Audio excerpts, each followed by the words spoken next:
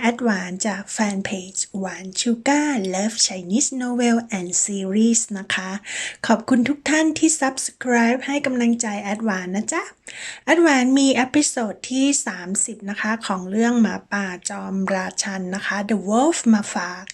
ใจความสำคัญของตอนที่30ก็คือหลังจากที่หมาใจชิงนะคะใจเย็นแล้วก็สงบลงแล้วบรรยากาศความเข้าใจกันนะคะก็ทำให้หมาใจชิงยิ้มได้แล้วก็แกล้งนะคะแกล้งใช้ป้ายอาญาสิทธิ์ออกคำสั่งให้แม่ทัพหมานะคะจับตัวจี้ชงนะคะโยนลงไปในอ่างน้ำเหมือนที่จี้ชงแบกนางมาโยนลงไปในอ่างน้ำนะคะนี้จี้ชงนะถึงแม้ว่าจะถูกโยน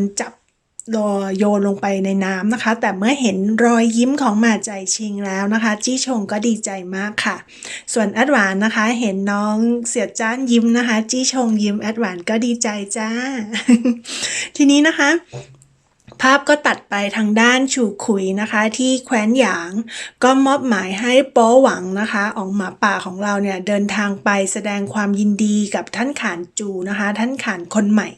ของแคว้นขององค์หญิงเป่าหน้านะคะเป่านาแล้วก็เจรจานะคะให้ท่านข่านคนใหม่เนี่ยเข้ามาเป็นพวกกับทางแคว้นหยางให้ได้นะคะนี้องค์ชายสี่ก็ขอตามไปด้วยนะคะแล้วก็ได้รับอนุญาตจากฉูขุยให้เดินทางไปกับโป้หวังด้วยส่วนทางด้านแคว้นจิ้นนะคะหมาใจชิงก็ไปเข้าเฝ้าฮ่องเต้แคว้นจิ้นค่ะเพื่อที่จะไปขออภัยนะคะที่ได้ร่วงเกินไปที่ค่ายทหารเมื่อตอนที่29นะคะที่ผ่านมานี่ฮ่องเต้ก็บอกกับหมาใจชิงว่าเนี่ยให้แบบไปทำคุณถ่ายโทษนะก็คือให้ไปเป็นตัวแทนแคว้นจิ้นนะคะเพื่อไปร่วมแสดงความยินดีกับท่านข่านคนใหม่นะคะแล้วก็ให้ดึงให้ท่านข่านคนใหม่เนี่ยมาร่วมทัพบุกทำลายฉู่ขุยนะคะบุกแคว้นหยางด้วยกันนะคะนี้หมาใจชิงก็รับปากอย่างแข่งขันมากเลยค่ะหลี่ซินก็อีกแล้วนะคะ รับปากอย่างแข่งขันมากเลยนะคะแต่ถ้าเราจะสังเกตว่าหมาใจชิงรับปากเรื่องอะไรมักจะทำไม่ค่อยสำเร็จนะคะ แต่ในเรื่องตอนที่30คือหมาใจชิงแล้วก็รับปากอย่างแข่งขันกับฮ่องเต้นะคะว่าจะทำให้สำเร็จให้ได้เลยนะคะทีนี้เนี่ยทางด้านจี้ชงนะคะที่ได้จัดเตรียมทำอาหารที่แอดเห็นในจอก็คือก๋วยเตี๋ยวนะคะไว้ให้หมาใจชิงเพราะว่าเนื่องในวันเกิดของหมาใจชิงนะคะแล้วพอเอาอาหารมารอแล้วก็รู้ว่าหมาใจชิงเข้าไปยังจื้อกงนะคะคือเข้าไปในวังเพื่อไปพบฮ่องเต้นะคะก็กระวนกระวายใจมากเลยก็เป็นห่วงหมาใจชิงนะคะก็จี้ชงก็จะออกไปตามค่ะเพราะว่าทนรอไม่ไหวแล้วแต่พอดีนะคะหมาใจชิงเปิดประตูกลับเข้ามาพอดีจี้ชงก็เลยถามหมาใจชิงว่าฮ่องเต้ว่ายังไงบ้างเนี่ยเขามีแผนการอะไรหรือเปล่าอะไรอย่างนี้แต่ว่าหมาใจชิงก็ยังไม่ได้บอกกับจี้ชงนะคะว่าฮ่องเต้จะให้ไปทำอะไรแต่ก็บอกกับจี้ชงว่าเนี่ยเดี๋ยวต้องไปข้างนอกนะจี้ชงไปเป็นเพื่อนนางหน่อยอะไรอย่างนี้แล้วก็ตอนนี้นางก็อยากจะฝึกฝนฝีมือนะคะอย่างหนักเลยเพื่อจะได้แบบให้พร้อมสู้แล้วก็แก้แค้นป้อหวังกับฉู่ขุยให้ได้เมื่อต้องพบกันอีกในครั้งต่อไปนะคะจี้ชงก็ตามใจทุกอย่างค่ะจี้ชงเป็นสายตามใจนะคะทีนี้วันเดินทางก็มาถึงนะคะวันเดินทางก็จี้ชงก็ออกเดินทางไปพร้อมกับคณะของกองทัพหมานะคะไปส่วนหนึ่งแล้วก็ไปพร้อมกับหมาจิ้งด้วยแล้วก็หมาใจชิงนะคะองค์หญิงเป่าหน้านะคะรู้ว่าหมาใจชิงกำลังเดินทางมาหานะคะก็ดีใจก็เลยแบบยกขบวนออกมารอรับหมาใจชิงกับคณะนะคะระหว่างทางทีนี้เมื่อองค์หญิงเป่าหน้ารู้ความจริงเรื่องการตายของหมาอิงพ่อของหมาใจชิงแล้วนะคะว่าเป็นฝีมือของป้อหวังเป็นฝีมือของฉู่ขุยนะคะ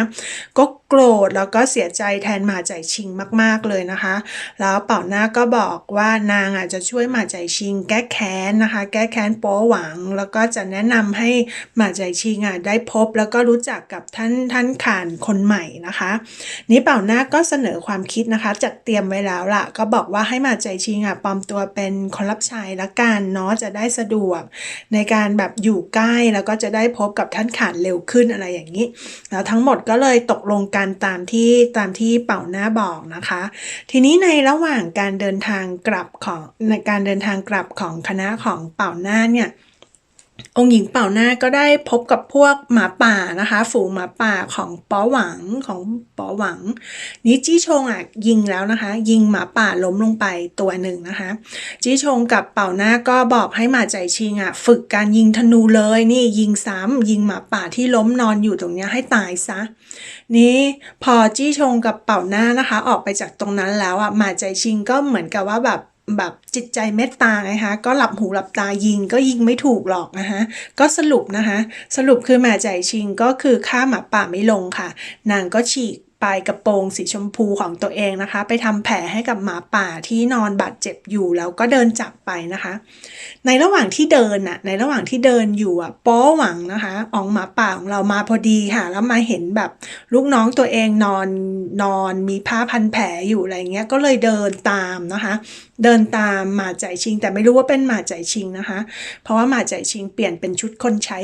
มีคุมหน้าคุมหัวอะไรเงี้ยนะคะก็เดินตามว่าจะมาดูหน้าคนที่แบบทำแผลให้หมาป่าตัวที่นอนอยู่นะคะแต่ก็คลาดกันไปค่ะเพราะว่าหมาใจชิงเดินมาจนถึงคณะก่อนนะคะมาถึงพวกเป่าหน้าก่อนมาถึงองค์หญิงซะก่อนนะคะทีนี้